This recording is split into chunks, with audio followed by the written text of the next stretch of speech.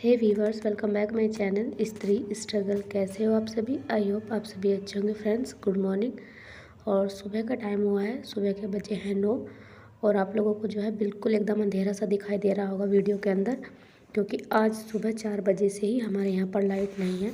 और आज लाइट ना होने की वजह से बहुत ज़्यादा जो है परेशानी भी हो रही है, क्योंकि हर जगह पर अंधेरा ही है। और सुबह का व्लॉग भी मैं इसीलिए नहीं शूट कर पाई, क्योंकि अंधेरा बहुत ज़्यादा था। अब यह विंडो से थोड़ी रोशनी जो है आ रही है बाहर वाले रूम में। और हमारा जो इन्वर्टर बैटरा है वो बैटरा जो है ख़राब हो चुका है, तो इसलिए वो 1-2 घंटा ही चलता है, इससे ज़्यादा नहीं चलता है। हालांकि इतने लंबा कट जो है लाइट का कभी नहीं लगता है, हमेशा आती है यहाँ पर लाइट बहुत ज़्यादा। लेकिन आज हो सकता है कहीं पर कोई ख़राबी हुई हो, तो इस वजह से जो है लाइट कट गई होगी, नहीं तो हमेशा लाइट रहती ही है। और जब लाइट नहीं होती, अंधेरा होता है, तो मतलब काम करने का भी मन नहीं करता, समझ ही नहीं आता कि कहाँ से क्या करें क्या ना करें ना। फिर आज सुबह में जो है पढ़ाई हो पाई थी, तो बहुत ज़्यादा डिस्टर्बेंस जो है लाइट ना होने की वजह से ही हुआ। और बस यहाँ पर मैंने खाना भी बना लिया था और किचन भी क्लीन कर ली थी, जैसे तैसे कि अंधेरे से नहीं, थोड़ा उजला सा जो आ रहा है बाहर खिड़की से, उसी की जो है हल्की हल्की सी रोशनी जा रही है, तो उसी से जो है मैंने किचन क्लीनिंग की। और उसके बाद जो है फिर मैंने बाहर वाले रूम की सफाई की, झाड़ू लगा रही हूँ। तो यही सब काम जो है मैं धीरे धीरे निपटा रही थी। मैं यही सोच रही थी कि चलो लाइट आ जाए तो तभी शुरुआत करूँ, लेकिन लाइट नहीं आई तो फिर शुरू करना ही पड़ा। और यहाँ पर जो है कल मैंने बहुत सारे कपड़े धो के रखे थे। जैसे कि आप लोगों को पता ही है कि हम गांव गए थे, तो वहाँ पर जो है 2 दिन हमारे लगे, एग्ज़ाम देने के लिए गए थे। और फिर हमारी नंद जो है वहाँ पर आई हुई थी बात नोतने के लिए, तो इस वजह से हमें वहाँ पर रुकना पड़ा। तो बहुत सारे कपड़े जो है गंदे हो गए थे, कुछ यहाँ पर भी रखे हुए थे जब हम यहाँ से गए थे। तो कल आने के बाद मैंने जो है मशीन लगाई थी और बहुत सारे कपड़े धुले थे, लेकिन इनको फ़ोल्ड नहीं कर पाई थी। तो आज इनको जो है फ़ोल्ड कर कर यहाँ पर मैं रख दूँगी। और जैसा कि आप लोगों को पता है कि अभी एग्ज़ाम हुआ है आरओ वाला, और एग्ज़ाम हुआ भी नहीं है, उससे अगले दिन ही यही खबरें आने लगी थी कि पेपर जो है वो लीक हुआ है। अब देखते हैं क्या हुआ है क्या नहीं हुआ है। कोई भी वैकेंसी आती है, कोई भी भर्ती होती है यूपी के अंदर, सबसे पहले उसमें ऐसे ही धांधलेबाजी हो जाती है और फिर वो अटकी रहती है पता नहीं कब तक। तो इसका भी रिज़ल्ट पता नहीं कब तक आएगा, कैसे आएगा। यह है कि जितना जल्दी आ जाए तो उतना हम एक तरफ निश्चित होकर बैठ ही जाते हैं कि चलो जो भी हुआ तो एक तरफ होकर फिर अपना फोकस करते हैं। लेकिन ऐसा नहीं होने देती जो है, पता नहीं क्या होता है, आयोग की कमी है, किस चीज़ की कमी है कि हर पेपर की हर भर्ती को जो है लटका कर ही रखा जाता है। और सारा काम ख़त्म करने के बाद फिर मैंने नहा लिया था और यहाँ पर मैं कर रही हूँ बालों में अपने कंघी। और आज मैं आप लोगों के साथ जो है डिस्कस करूँगी कि अब मैं किस चीज़ की तैयारी करने वाली हूँ।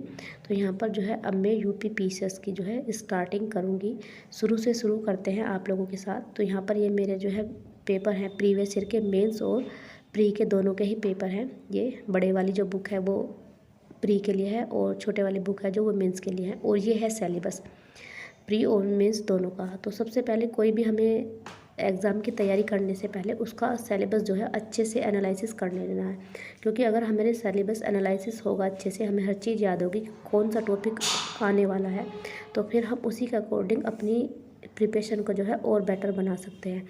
तो जो हमारा सिलेबस है वो तो हमें एकदम रटा होना चाहिए कि कौन से पार्ट से जो है क्या क्या पूछा जाता है, कौन कौन से सब्जेक्ट होते हैं और किस किस टॉपिक से जो है क्वेश्चन आते हैं। तो सिलेबस में वही सब कुछ होता है, तो इसलिए सिलेबस को जो है अच्छे से एनालिसिस कर लेना चाहिए। हालांकि एक बार मैंने पहले फिर भी कर रखा है, सिलेबस वगैरह सब कुछ देख रखा है, लेकिन आज जो है मुझे दोबारा से शुरू करना है। और वही चीज़ जो है मैं आप लोगों के साथ शेयर कर रही हूँ। अगर आप भी मेरे साथ शुरू से शुरू करना चाहते हैं तो आज से ही शुरुआत कर सकते हैं। बस सबसे पहले आज मैं सिलेबस का एनालिसिस करूँगी, फिर प्रीवियस ईयर के क्वेश्चन पेपर का एनालिसिस करूँगी, और उसके बाद जो है मैं एनसीईआरटी से स्टार्ट करूँगी। और एनसीईआरटी में 6, 7, 8 की पढ़ूँगी। मैंने पहले भी उनको पढ़ रखा है, लेकिन मुझे दोबारा से उन्हें पढ़ना है। और उनको पढ़ने के बाद जब हम अपनी स्टैंडर्ड बुक पर आएंगे। और अभी फ़िलहाल जो है मैं यूपी पीसीएस की तैयारी करने वाली हूँ। और आरओ वाला अगर री एग्ज़ाम होगा दोबारा से, तो फिर उसका भी जो है एग्ज़ाम देंगे। जैसा भी होगा उसी के अकॉर्डिंग फिर देख लेंगे। और थोड़ी बहुत तैयारी उसकी भी साथ साथ चलती रहेगी, क्योंकि आने वाले टाइम में फ्यूचर में जब भी कभी आरओ की वैकेंसी आएगी तो दोबारा से जो है उसका भी फॉर्म मैं फिल करूँगी। और यूपी पीसीएस, यही मेरा टारगेट है, यूपी पीसीएस और आरओ एआरओ। तो इन्हीं की जो है मुझे तैयारी करनी है। और आज से मैंने शुरुआत कर दी है, और बिल्कुल डेली ही आप लोगों को मेरे स्टडी व्लॉग देखने को मिलेंगे विद रूटीन।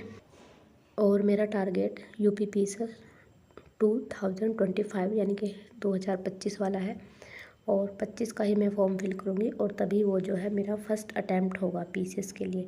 और अब जो है पूरी मेहनत करनी है, तब तक 1 साल का टाइम है, 1 साल में पूरी चीज़ जान लगाकर 100% देकर अपनी मेहनत करनी है।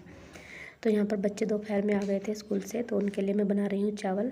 दाल तो सुबह की रखी थी, तो यहाँ पर मैंने चावल बना दिया है। तो बच्चे जो है चावल खा लेते हैं शौक से, दाल चावल, तो उनके लिए बना दी है। तो अब वो थोड़ा बहुत खेलेंगे, इधर उधर अपना टाइम स्पेंड करेंगे, क्योंकि अभी एकदम स्कूल से आए हैं, तो थोड़ा सा बच्चों का माइंड फ्रेश होना भी ज़रूरी है। और यहाँ पर मैंने अपने लिए भी थोड़े से चावल डाल लिए हैं, तो मैं भी खाना खाऊंगी। और बस खाना खाने के बाद जो है दोबारा से अपनी स्टडी पर यहाँ पर मैं फोकस करूँगी, स्टडी करने के लिए बैठ जाऊँगी। और जैसे मैं आप लोगों के साथ पहले शेयर करती थी, अभी भी मैं वही रूटीन आप लोगों के साथ डेली शेयर किया करूँगी।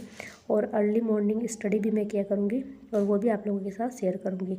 तो यहाँ पर जो है मैंने सिलेबस को अच्छे से एनालिसिस कर लिया था, तो अब करते हैं प्रीवियस ईयर के क्वेश्चन पेपर का एनालिसिस। और ये मैप था, इंडिया वाला मैप, तो मेरी बुक में ही रखा हुआ था, तो बस इस थोड़ा सा मैंने इसको भी देख लिया। और उसके बाद जो है अपने जो है क्वेश्चन को देखते हैं कि तभी समझ में आता है जब हम क्वेश्चन देख लेते हैं प्रीवियस ईयर के, कि कौन सा क्वेश्चन कहाँ से और कितनी बार पूछा गया है, और कौन सा टॉपिक कितना इम्पोर्टेंट है, उसकी कितनी ज़्यादा जो है इम्पोर्टेंस है हमारे उसमें सिलेबस के अकॉर्डिंग, और हमें किसी कितना पढ़ना है। तो यही सब चीज़ें जो है जब हम प्रीवियस ईयर के क्वेश्चन पेपर देखते हैं ना, तब हमें समझ में आता है, क्योंकि कौन से जगह से कितनी बार क्वेश्चन पूछा गया है। ये नहीं होता, PCS में बहुत ही कम होता है कि क्वेश्चन रिपीट होते हैं, लेकिन हमें ये पता समझ आ जाता है कि कौन से वाले पार्ट से कितनी बार क्वेश्चन पूछे गए हैं, क्योंकि घुमा फिरा के वहीं से क्वेश्चन पूछे जाते हैं। तो ये सब हमें जो है अच्छे से समझ आ जाता है जब हम अच्छे से सिलेबस और क्या कहते हैं प्रीवियस ईयर के क्वेश्चन पेपर को एनालिसिस कर लेते हैं। जब तक आप इनको एनालिसिस नहीं करोगे, तब तक आपको कुछ भी समझ में नहीं आएगा कि हमें कहाँ से क्या पढ़ना है, क्योंकि हमें स्मार्ट स्टडी करनी है और स्मार्ट तरीके से ही पढ़ना है। आई होप आपको वीडियो अच्छा लगा हो तो लाइक करना, चैनल पर नए हो तो सब्सक्राइब करना। और आपसे फिर मिलती हूँ नेक्स्ट वीडियो में नई जर्नी के साथ। और कल से NCERT शुरू करेंगे, अगर आप भी मेरे साथ शुरू करना चाहते हैं तो कल से शुरुआत करते हैं। तब तक के लिए bye bye and take care.